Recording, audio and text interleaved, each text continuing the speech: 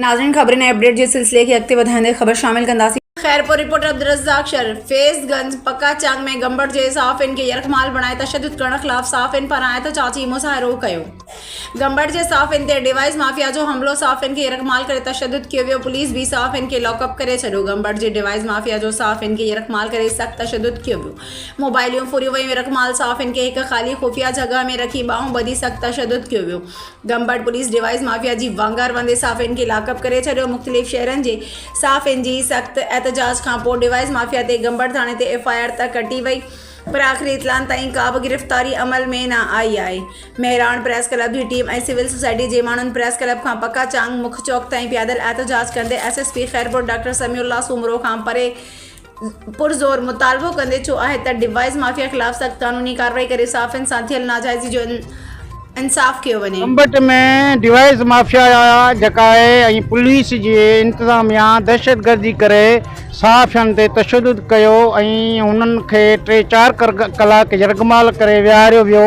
असां उन जे ख़िलाफ़ पुरजोर एहतजाज कयो आहे ऐं असां SSP खैरपुर सां खे अपील कंदासीं त महिरबानी करे डिवाइस माफिया ख़िलाफ़ एक्शन खयो वञे।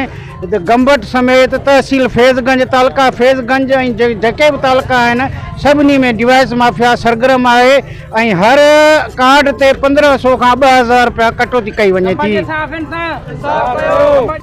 गंबट जे साफ़िन सां नाजाइज़ी थी आहे। ही डिवाइस माफिया जेके दहशतगर्दी ते लही आया आहिनि, असां उनखे हरगिज़ बर्दाश्त न कंदासीं। असां साफ़ ई सभु उन्हनि सां गॾु आहियूं।